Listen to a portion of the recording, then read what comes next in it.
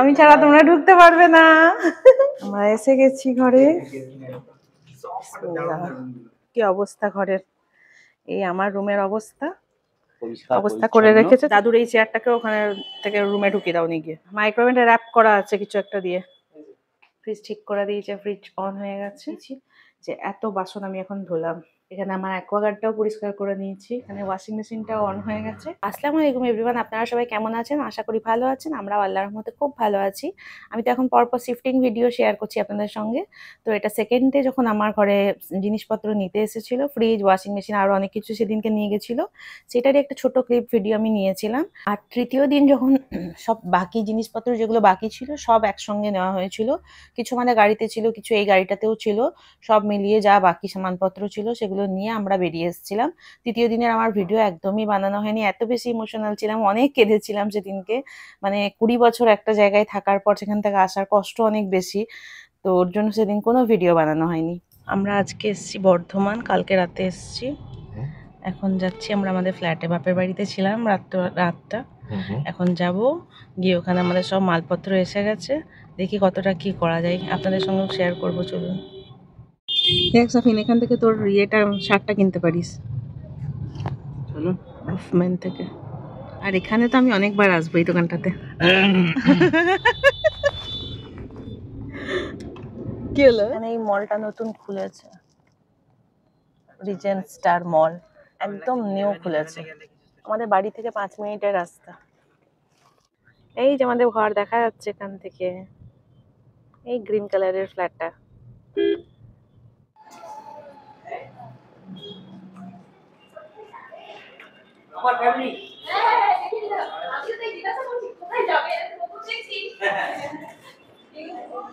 হাঁটবে হাঁটবে হবে না, হ্যাঁ।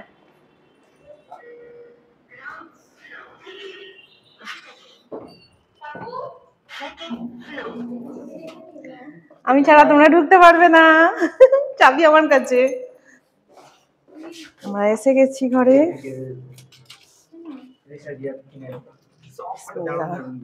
আসসালামু আলাইকুম ওয়া রাহমাতুল্লাহি ওয়া বারাকাতুহু। কি অবস্থা ঘরের, সব এমনি এমনি করে রাখা আছে। এখন আমরা লাগবো কাজে। এই আমার রুমের অবস্থা অবস্থা করে রেখেছে। তুমি জুতোটা প্লিজ বাইরে খোলো। এটা আর কি বাইরে খুলবো, এটা আর কি বাইরে খুলবো, তো জুতো পরেই থাকবে এমনি করে। হ্যাঁ। সাফিন, কোথায় গেলে বেটা? ও এখানে দাদুর রুমে আছো, এদিকে এসো একদম। শোনো, ফার্স্টে গাছগুলোকে ওখান থেকে নিয়ে ওই সাইডে করো, ওই সাইডটা একটুখানি ওটা ঠেলে দাও, জাস্ট ওটা ঠেলে দিয়ে গাছগুলো সব লাইন দিয়ে ওই সাইডটাই করে দাও। দাদুর এই চেয়ারটাকে ওখানে থেকে রুমে ঢুকিয়ে দাও নিয়ে গিয়ে।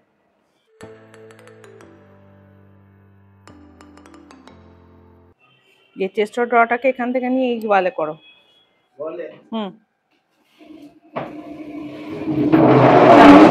ওয়েট ওয়েট ওয়েট, এগুলো সামনে একটা রেখে দাও ওটা।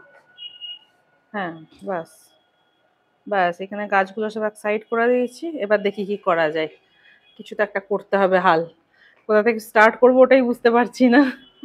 যা দশা ঘরের। হ্যাঁ, সে তো ফিটিং গুলো তো ওরা করবে, এবার জিনিসপত্র সরানোরা গুলো তো আমাদেরকে করতে হবে না।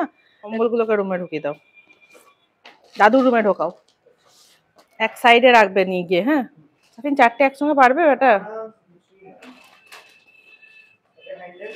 ওহো সাব্বাস আমার পালোয়ান।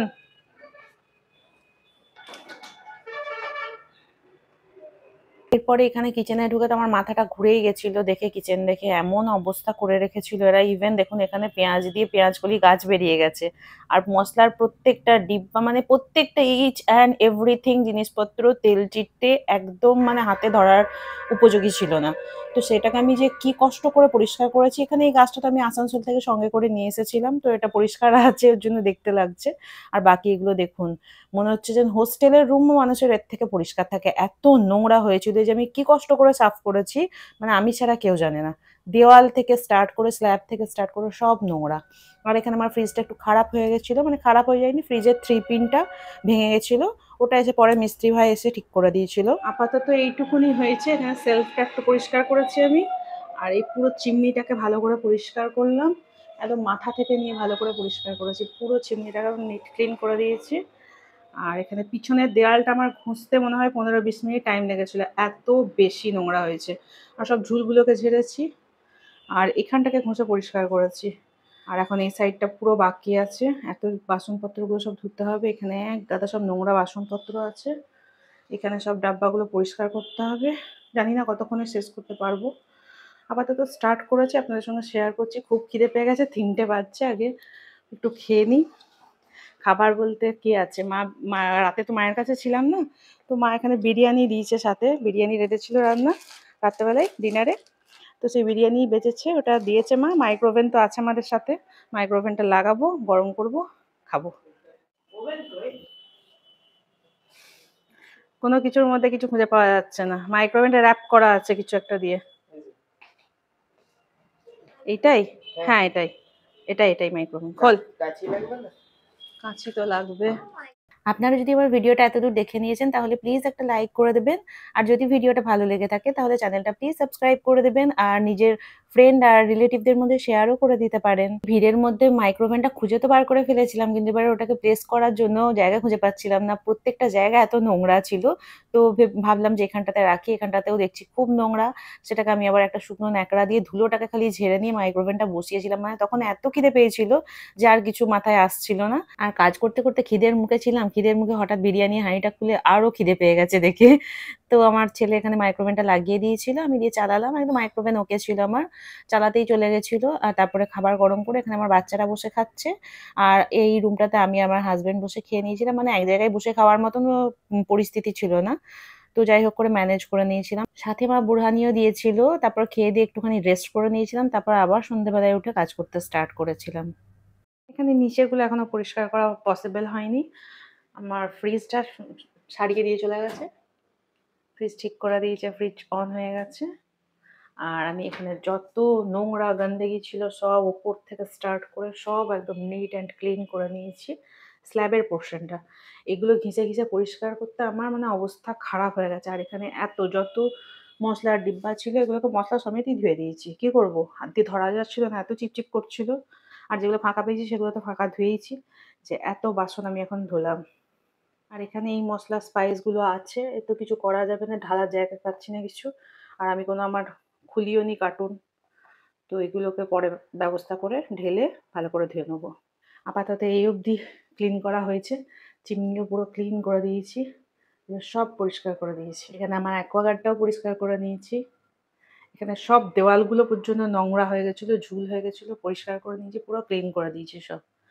সিঙ্কও পরিষ্কার করে নিয়েছি, আবার ইনশাল্লাহ কাল করব। আর বাকি এইদিকে যা ছিল যেমন ছিল ওই রকমই পড়ে আছে। কেন কি আজকে 3 দিন আসলে আমাদের দোকানের স্টাফগুলো খুব খেটেছে, তো এইসব জিনিসপত্রগুলো আনাআনি করতে, ওদের ওপর আমার ঘর আসানসোলে ঘর থেকে নামাতে, তারপরে এখানে তুলতে অনেক ওদের খাটালি গেছে, ওই জন্য আজকের দিনটা ওরা রেস্ট নিয়েছে। আর এখানে ওয়াশিং মেশিনটাও অন হয়ে গেছে, একজন মিস্ত্রি এসে ঠিক করে দিয়ে গেলেন, মিস্ত্রি ভাই। তো আমি এখানে কিছু কাপড় দিয়েছি, সেরকম কাপড়গুলো যেগুলো দিয়ে আমি তখন পরিষ্কার করছিলাম ঘর দোর, সেই টাইপের কাপড়গুলো সব ধুতে দিয়ে দিলাম। ধুয়ে পরিষ্কার করে মেলে দিয়ে আবার চলে যাবো মায়ের বাড়ি। আবার কাল সকালে নাস্তা করে আবার আসবো, এসে দেখবো কতটা করা যায়, আপনাদের সঙ্গে শেয়ার করবো ইনশাল্লাহ। এখানে আমার বেটু পড়ছে, আর এখানে আমার মেয়ে বসে বসে, এটা আমার মেয়ের রুম, এখানে বসে বসে ও ফোন নিয়ে ফোন ঘাটাঘাটি করছিল। বাবু আমলাটা তুলে দেছো না, ফ্রিজে উঠিয়ে দাও আপনারটা। কাজগুলো তো সকালেই দেখালাম, এখানে ট্রান্সফার করে দিয়েছি, পানি দেবো, কালকে এসে আবার পানি দেবো। আস্তে আস্তে সব সেট হবে, একসঙ্গে তো সেট করা সম্ভব নয় এত কিছু। তাহলে আজকে আমি আমার ভিডিও এখানেই শেষ করছি। আপনারা ভালো থাকবেন, সুস্থ থাকবেন, আমাদের জন্য দোয়া করবে। দেখা যাবে নেক্সট ভিডিওতে। মানে শিফটিং তো আমি প্রত্যেক দিন দিতে থাকবো আপনাদেরকে। আজকে এত দূর হয়েছে, এখানেই শেষ করে দিলাম video. Take care, bye bye, আল্লাহ হাফিজ।